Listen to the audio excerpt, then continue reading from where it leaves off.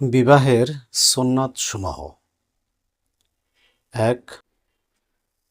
সুন্নতি বিবাহ সেটাই যা সাদাসিধে ও অনাড়ম্বর হয়, যা অপচয়, অপব্যয়, বেপরদা ও বিজাতীয় সংস্কৃতি, গান, বাদ্য, অডিও ভিডিও মুক্ত হয় এবং তাতে যৌতুকের শর্ত বা সামর্থ্যের অধিক মহারণা শর্ত থাকে না।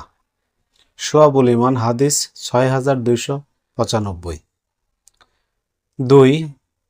সৎ ও খোদাভীরু পাত্রপাত্রীর সন্ধান করে বিবাহের পয়গাম পাঠানো।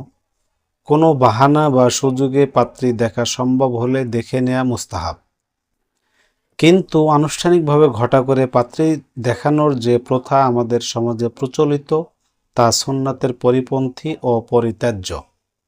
সহিহ বুখারী হাদিস ৪৭০০। ৩. শাওয়াল মাসে এবং জুমার দিনে মসজিদে বিবাহ সম্পাদন করা। উল্লেখ্য, সকল মাসের যে কোনো দিন বিবাহ করা জায়েজ আছে। সহিহ মুসলিম হাদিস ২৫৫১। তিরমিজি হাদিস ১০১৩। ৪. বিবাহের খবর ব্যাপকভাবে প্রচার করে বিবাহ করা এবং বিবাহের পরে আকদ অনুষ্ঠানে উপস্থিত লোকদের মাঝে খেজুর বন্টন করা। মুসনাদ আহমদ হাদিস ১৫৫৪৫। ৫. সামর্থ্য অনুযায়ী মহর ধার্য করা। সূরা নিসা ৪ নম্বর সূরা ২৪ নম্বর আয়াত।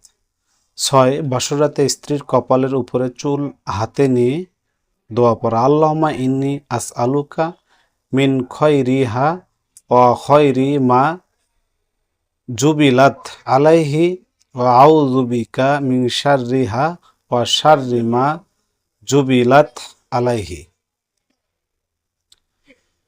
ইবনে মাজাহ হাদিস ১৯০৮। ৭. স্বামী স্ত্রী ২ রাকাত নামাজ আদায় করা। ইবনে আবি শাইবা। ৮.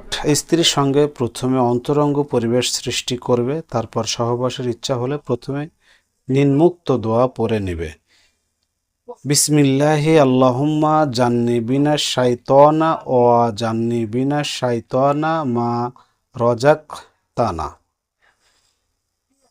বিশেষ দ্রষ্টব্য, উপরোক্ত দোয়া না পড়লে সন্তানের উপর শয়তানের কুপ্রভাব পড়ে। এরপর সন্তান বড় হলে তার মধ্যে ধীরে ধীরে তা প্রকাশ পেতে থাকে এবং সন্তান অবাধ্য হয়। সুতরাং পিতামাতাকে খুবই সতর্ক থাকা জরুরি। ৯. বাসর রাতের পর আত্মীয় স্বজন, বন্ধুবান্ধব, শুভাকাঙ্ক্ষী এবং গরিব মিসকিনদেরকে তাওফিক অনুযায়ী অলিমা খাওয়ানোর আয়োজন করা। সহিহ বুখারী হাদিস ১৯০৭।